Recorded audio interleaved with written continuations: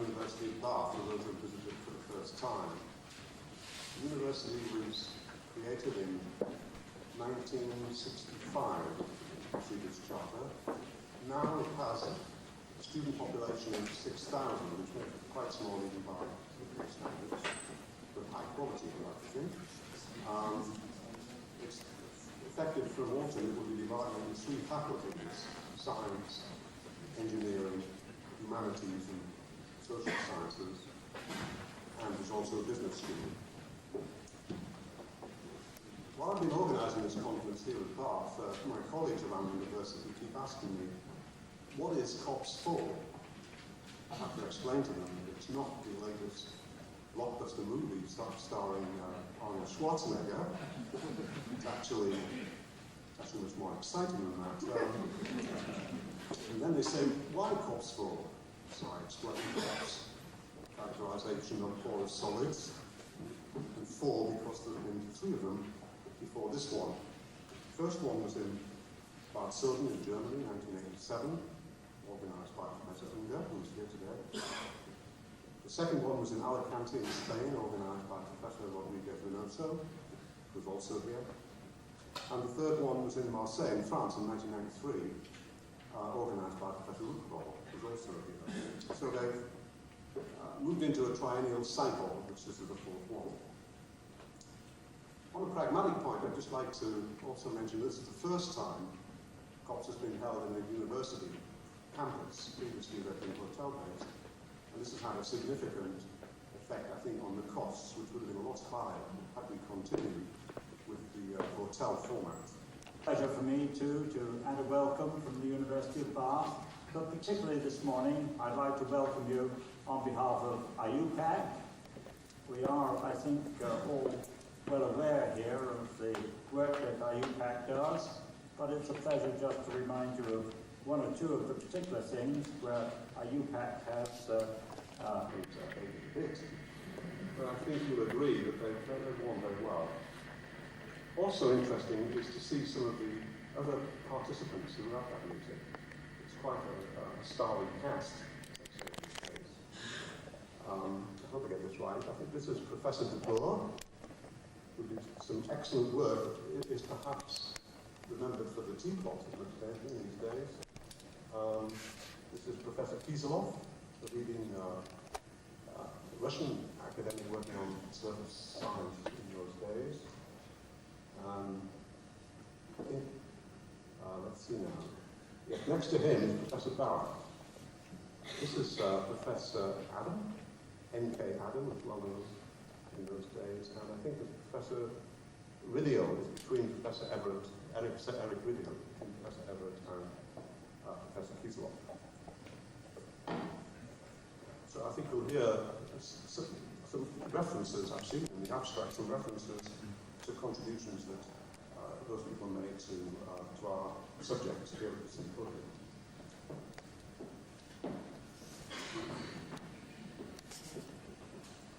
But my purpose in putting those overheads was to introduce to you Professor Everett, who, as you can see, was the presiding presence at that meeting, and is, of course, very well known for his many contributions to physical chemistry, particularly physical chemistry of surfaces. And I'm delighted that he's been able to join us this morning to give us some introductory remarks. So without further ado, I call upon Professor Everett.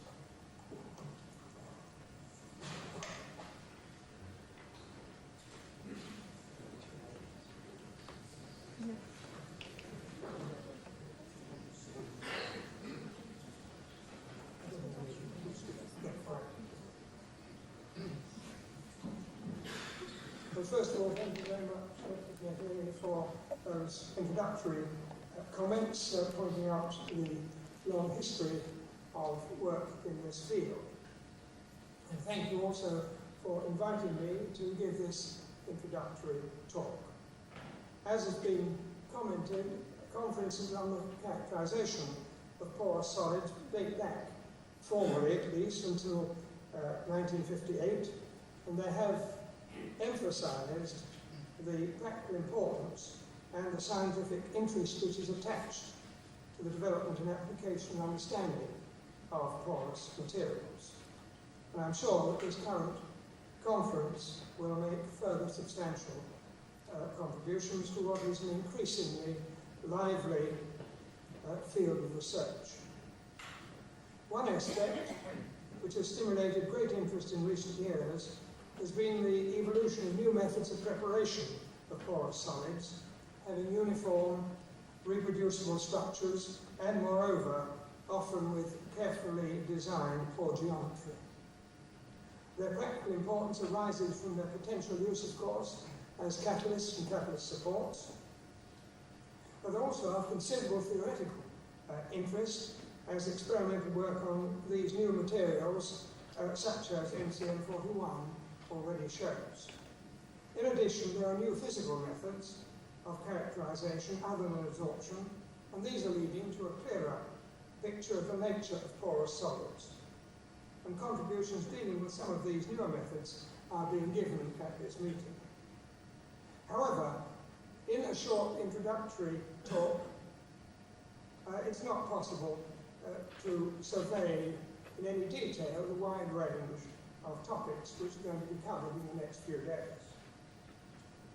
I'm therefore going to take advantage of my position here to say something of a particular question which has been discussed over many decades and is the subject of a paper and a poster at this meeting, and to which there is no satisfactory answer. I refer, of course, to the Kelvin equation.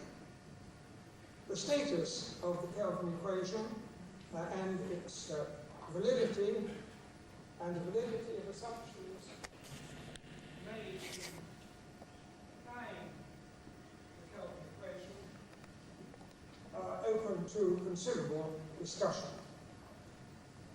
On this overhead, I've replaced pressure with fugacity because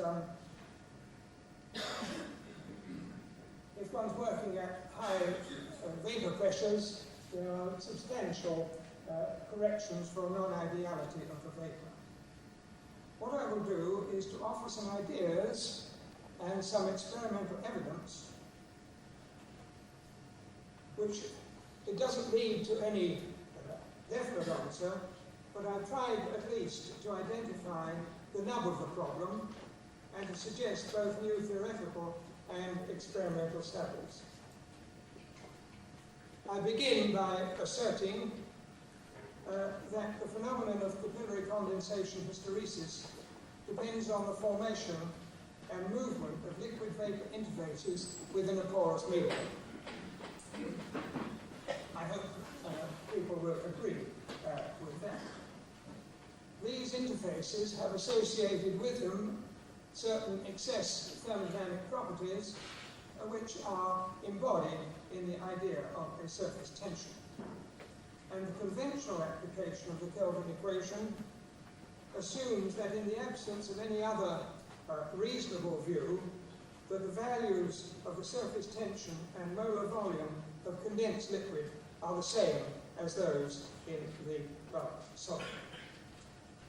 Now, there is one indication that this cannot be universally true, and it arises from studies of the temperature dependence of hysteresis loops.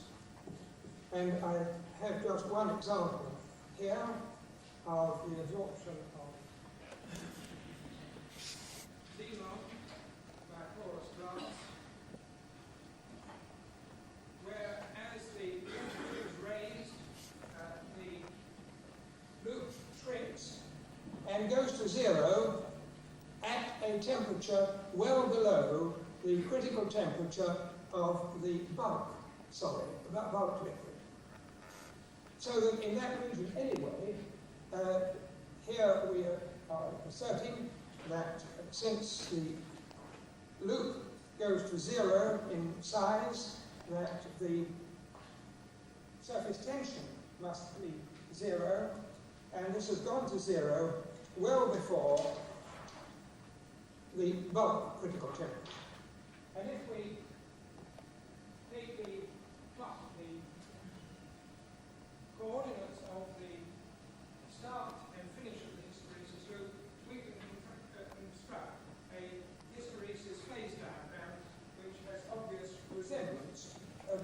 diagrams of bulk materials. So that above a certain temperature, I'm asserting that the surface tension of the condensed material is zero, while the surface tension of the bulk is still positive. Of course, the idea that there is a temperature above which capillary condensation cannot occur is matched by the observation that at a given temperature there is a pore size below which hysteresis cannot occur. These are two views of the same problem. Now, hysteresis loops and the family of scanning curves within them, they contain a great deal of information which is not always easy to extract.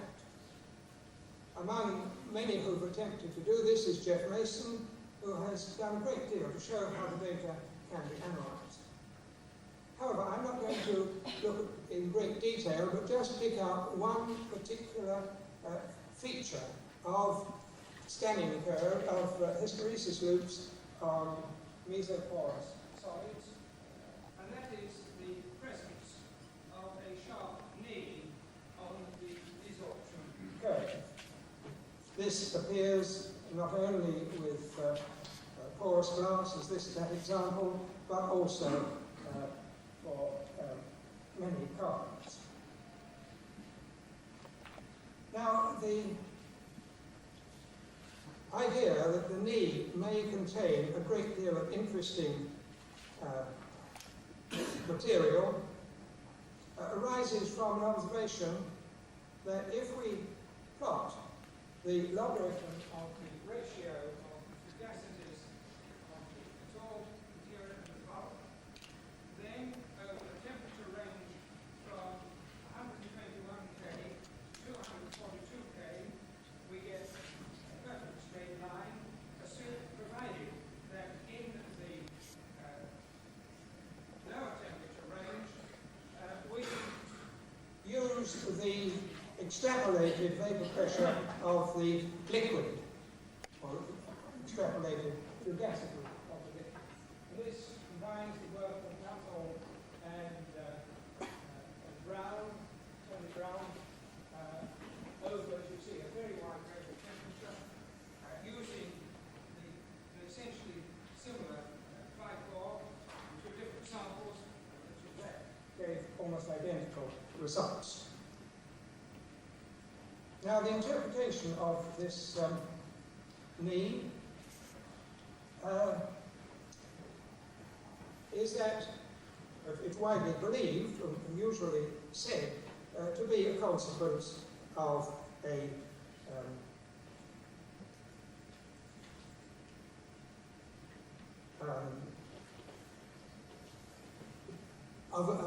threshold in the percolation properties of the system. And I can illustrate in a very, very simplified and crude way, in the following way. If we have a porous material, which this might be a small portion, then at saturation, the meniscus will cover the whole external surface. As desorption proceeds, these menisci will creep in through these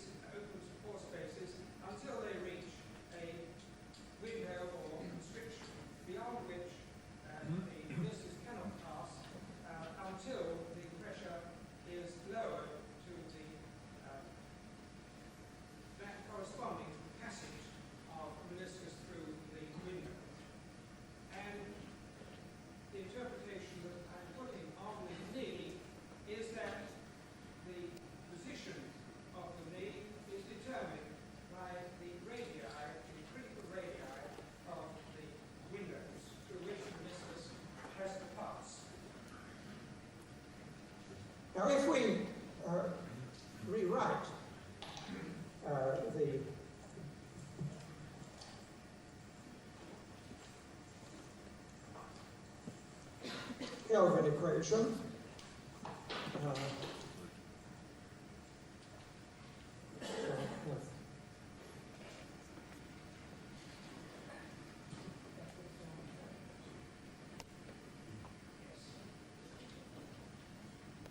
If we multiply out the Kelvin equation, we see that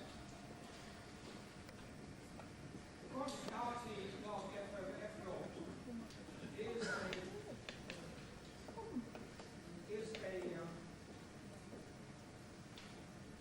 measure Of the chemical potential of the adsorbed material compared with that of the bulk. So that if we plot RT log F over F naught against T, we will see how the product of surface tension and molar volume over R varies with temperature. And that is done on the next overhead. Again, using the same data, and again we see that we obtain the variation of sigma V over R as a function now of temperature. Now, if we want to get at sigma V and to identify the values, then we need to know the radius. Now, of course, we don't know what it is, and we have to make a guess. But before I go on to that, let me remind you that if we make similar plots of the surface tension times volume for bulk pressures, they also are linear in temperature. over a very wide range, xenon and CO2, interesting, in fact, these slopes are pretty well the same for these two. So as a reference, we have the properties of the bulk material. Now suppose we want to extract This product from sigma V from the thing we had just now, we have to insert a radius. And I'm going to make another bold assumption, namely that the sigma V curve for the absorbed material is parallel to that for the bulk, but shifted to a lower critical temperature.